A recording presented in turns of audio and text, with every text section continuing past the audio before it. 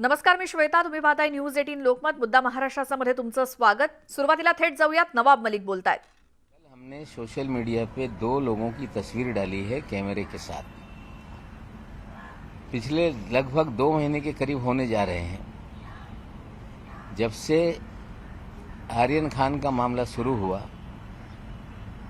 हमने गलत कामों को लेकर आवाज़ उठाना शुरू किया तो मुझे बार बार जानकारी मिल रही थी कि आपके घर, दफ्तर, स्कूल और बच्चे कहाँ पढ़ते हैं, नाती पोता कहाँ पढ़ते हैं, वहाँ तक की जानकारी लोग निकाल रहे हैं।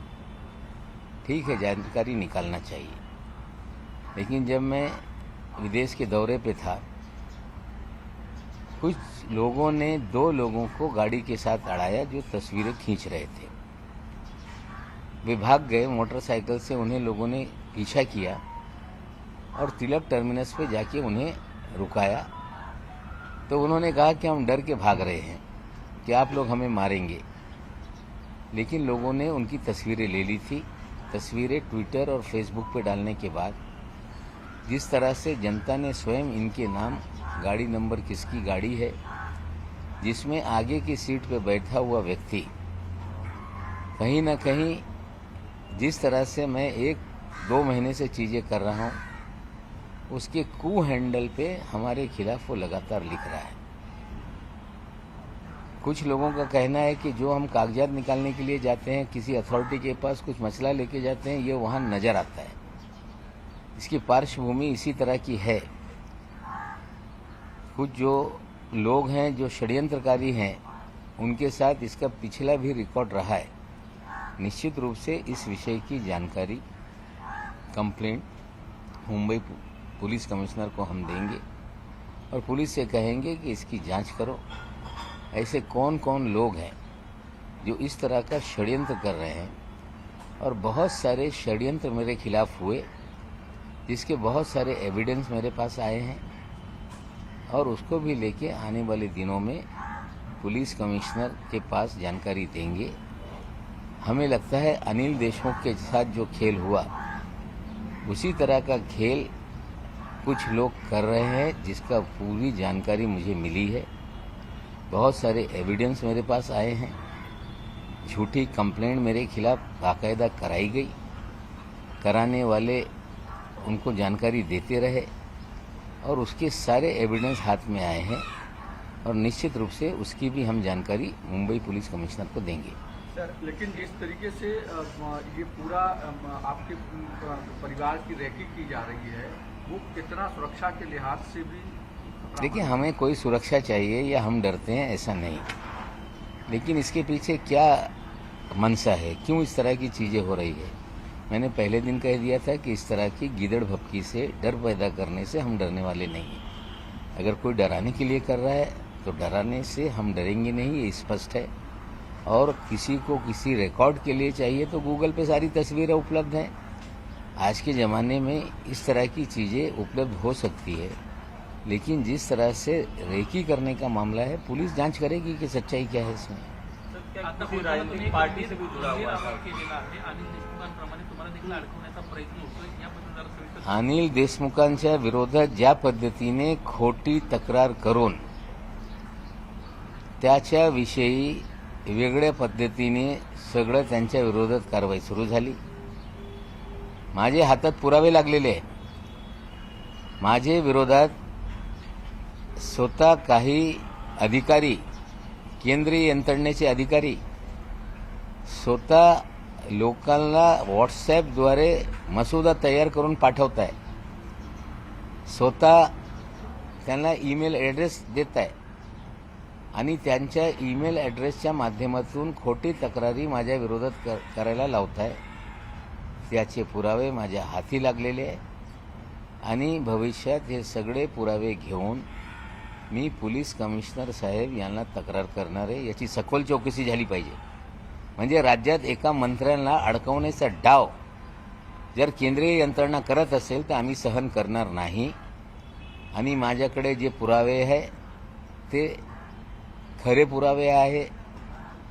या केंद्रीय यंत्रणेच्या अधिकाऱ्यांच्या व्हॉट्सॲप चॅट मला प्राप्त झालेले आहे आणि ते व्हॉट्सॲप चॅट सोबत जोडून मी मुंबई CPला हे तक्रार करणार आहे.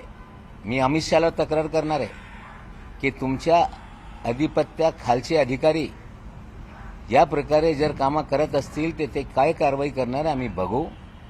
पण असे डाव खेळून जर मला भीती निर्माण करण्याचं काम केंद्रीय यंत्रणा करत असतील तर त्यांना कळलं पाहिजे या डावला मी घाबरत नाही. आता पुरावे हाती लागलेले. आता ज्या लोकांनी हे कट कारस्थान केलेलं आहे त्याच्यावर निश्चित रूपाने मुंबई पोलीसला पण लिहिणार आहे, अमित शहाजीला पण लिहिणार आहे. आता ते लोक काय कारवाई करताय ते मी पाहणार आहे. मला एक तक्रारीच्या बाबतीत सगळे पुरावे मिळालेले आहे. त्या पुराव्याच्या आधारावर मी कमिशनरना पत्र लिहिणार आहे, अमित शहाला जीला पत्र लिहिणार आहे आणि बघू त्याच्यातून काय निष्पन्न होते. मग मी माहिती RTIमध्ये मागणार आहे की असे किती तक्रारी तुम्हाला परत झालेल्या आहे आणि निश्चित रूपाने हे सगळ्या तक्रारींच्या सखोल चौकशी झाली पाहिजे.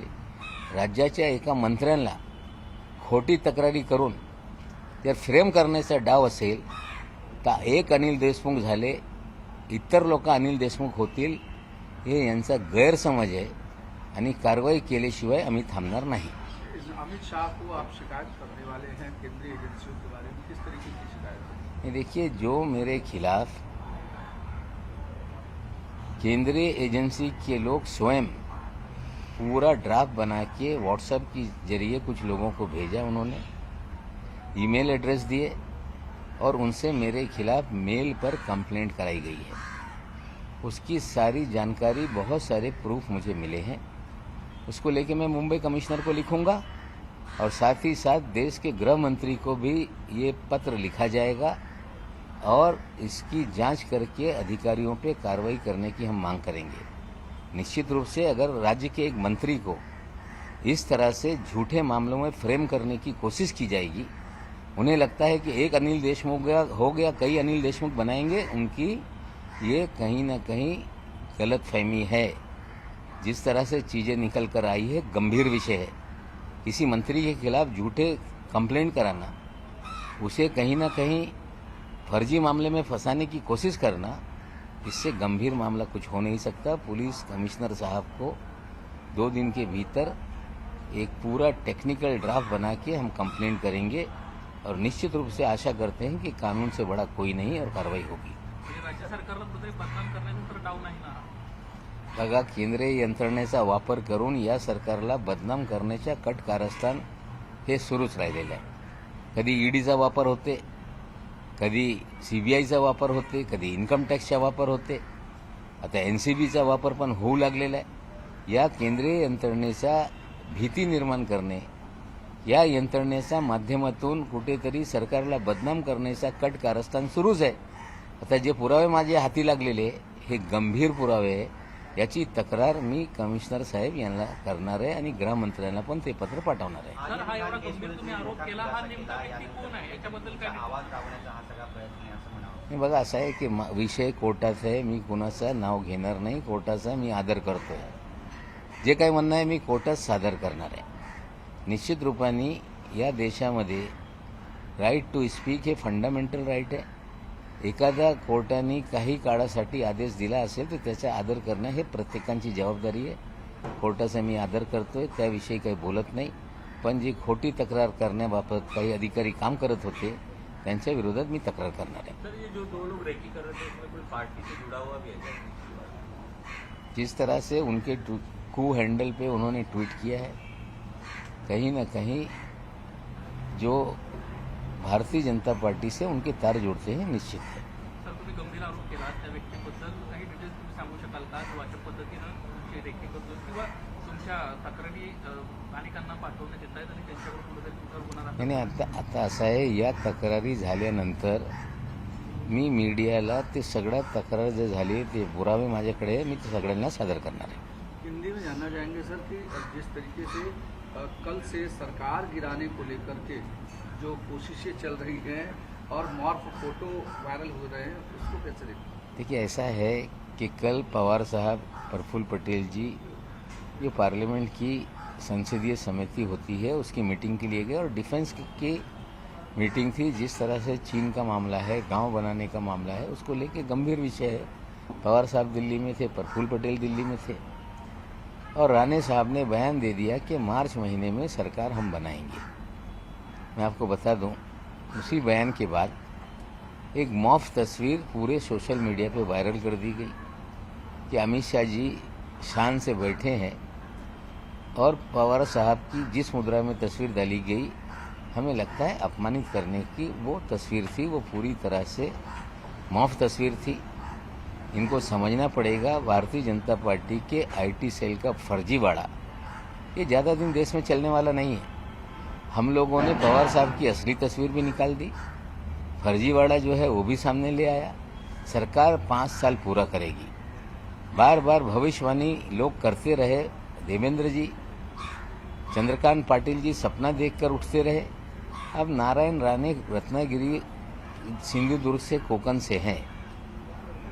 1999 में मुख्यमंत्री का पद गया, मुख्यमंत्री पद मिले इसलिए वे कांग्रेस में चले आए। उसके बाद बीजेपी में चले गए। वहाँ सिंधुदुर्ग में मन्नत मांगने का, नवस उसको बोलते हैं, कि मेरा ये सपना पूरा हो गया तो इतना मुर्गिया बलि चढ़ा दूंगा, बकरे बलि चढ़ा दूंगा। हमें लगता है कि 23 साल में इतने मुर्गे और बकरे जमा हो गए हैं, उन्हें देख देख के उन्हें लगता है कुछ तो बोलना पड़ेगा, कम से कम बकरा और मुर्गी का तो लाज रख ली जाए। हमें लगता है इस तरह से वो बोल रहे हैं। सरकार 5 साल चलेगी और गठबंधन 25 साल के लिए है, ये मुख्यमंत्री जी ने कहा था। हम पूरा करेंगे और भारतीय जनता पार्टी हताश है। लगातार जो एनसीपी कांग्रेस से लोग बीजेपी में गए थे, पाला बदलने का मूड बना रहे हैं। पाला बदल न दे लोग, इसी डर से जो लोग मूलतः कांग्रेस एनसीपी के थे उन्हें रोके रखने के लिए इस तरह के बयान 2 साल से आ रहे हैं। हमें लगता है कि बहुत सारे विधायक जो कांग्रेस और राष्ट्रवादी के थे, अब उनका सब्र का पैमाना ये छलकने वाला है। उन्हें रोकने के लिए इस तरह की खबरें प्लान की जाती हैं, मॉफ फोटो भेजे जाते हैं और राणे साहब की तरह सारे नेता लगातार बोलते रहते हैं। एसटी स्ट्राइक पे भी कहीं न कहीं बीजेपी, आप लोगों का आरोप है कि बीजेपी उसको प्रवोक कर रही है, खत्म ना हो और उसका राजनीतिक लाभ उठाया जा सके। देखिए, ऐसा है कि किसी भी महामंडल को सरकारी के साथ विलीन करना ये कहीं भी संभव नहीं। सरकार ने कर्मचारियों के तनख्वाह बढ़ाने का निर्णय लिया, समय पे तनख्वाह मिले, साथ ही साथ बोनस मिले, इसको लेके सारे फैसले किए गए। लेकिन भारतीय जनता पार्टी लोगों को गुमराह कर रही थी। उनके 2 विधायक और सारे विधायक नेता महाराष्ट्र भर में एसटी डिपो तक जा रहे थे, लोगों को गुमराह कर रहे थे। और जिस तरह से ये पूरा मामला बनाया गया, जो व्यवहारिक दृष्टिकोण नहीं रखता। एक मंडल के कर्मचारियों को राज्य सरकार अपना कर्मचारी मान लेगी तो लाखों कर्मचारी हैं जिन्हें राज्य सरकार को अपना कर्मचारी मानना पड़ेगा और उन कर्मचारियों की तनख्वाह देने के लिए भी राज्य सरकार को कर्ज निकालने पड़ेंगे। इस तरह से संभव नहीं। बीजेपी ये सारा खेल खेल रही थी। धीरे धीरे कर्मचारियों को समझ में आ रहा है, काम पे लौट रहे हैं। हमें लगता है कि कुछ समय में सच्चाई जैसे जैसे सामने आ रही है, कर्मचारी काम पे लौटेंगे। रोज केस में महाराष्ट्र सरकार ने जो एसआईटी बनाई थी उसकी रिपोर्ट कब आएगी, एक सवाल कर रहे हैं। मैं देखिए कौन सवाल कर रहा है, जिनकी औकात नहीं, ऐसे लोगों के जवाब देने के लिए तैयार नहीं। लेकिन सवाल करने वालों को समझना पड़ेगा कि जेल जाने की तैयारी में रहे, नंबर तुम्हारा आएगा।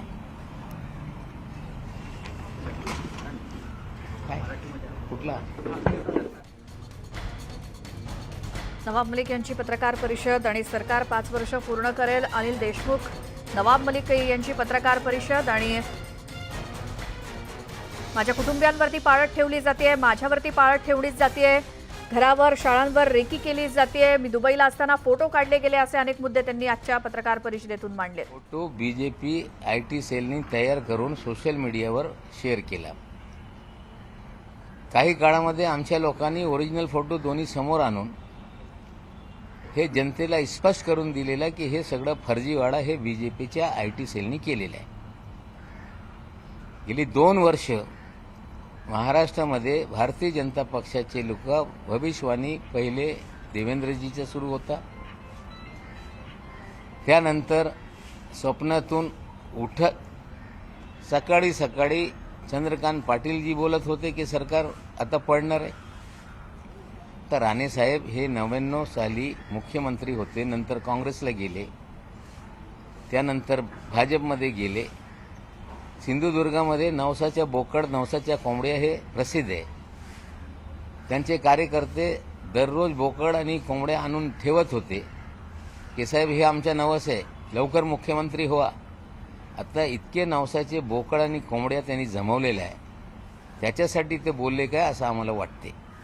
महाराष्ट्रामध्ये सरकार हे खंबीरपणे उभं आहे. 2 वर्ष पूर्ण झाले, 5 वर्ष पूर्ण करणार आहे.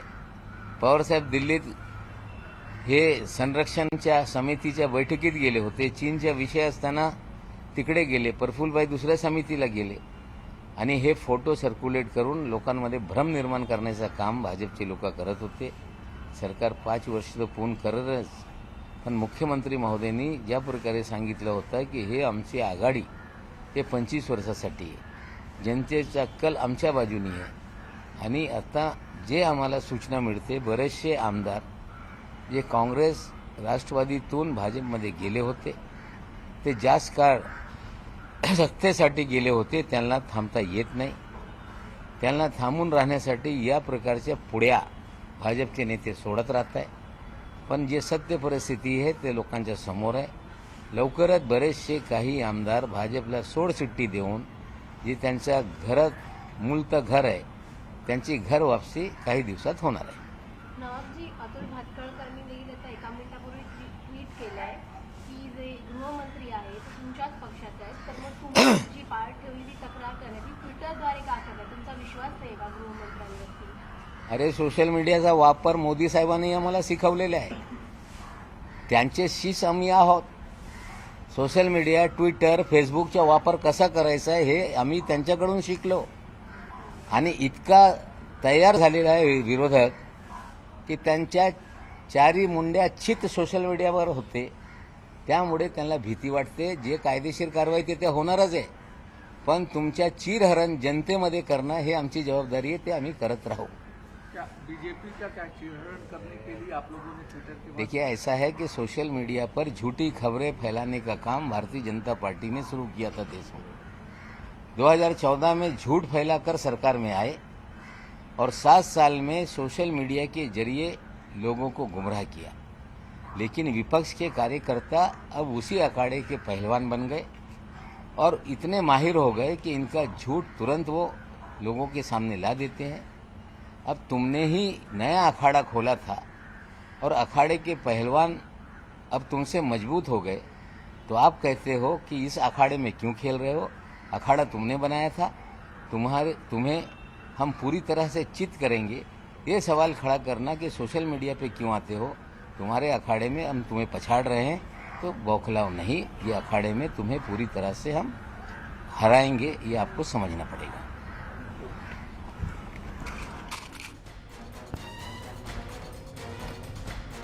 नवाब मलिकांची आज पुन्हा पत्रकार परिषद आणि त्यांनी माझ्यावर किंवा माझ्या कुटुंबियांवर कशी पाळत ठेवली जाते याबद्दल सांगितलंय. त्यासोबत नारायण राणे यांचं जे विधान होतं मार्च महिन्यापर्यंत सरकार पडेल या संदर्भात सुद्धा त्यांनी वक्तव्य केलंय आणि वेगवेगळ्या मुद्द्यांवरती पुन्हा एकदा पत्रकारांच्या प्रश्नांना उत्तरं दिली आहेत नवाब मलिकांनी. केंद्रीय एजन्सीच्या माध्यमातून आम्हाला बदनाम केलं जात आहे, अनिल देशमुखांसोबत केलं तसं माझ्यासोबत करण्याचा प्रयत्न आहे, माझ्या हाती अनेक पुरावे आहेत, ते मी मांडत राहीनच, तुमच्या समोर आणेनच असंही ते म्हणाले. एक छोटासा ब्रेक घेऊन आपण लगेच परत येऊयात. पाहत राहा न्यूज 18 लोकमत.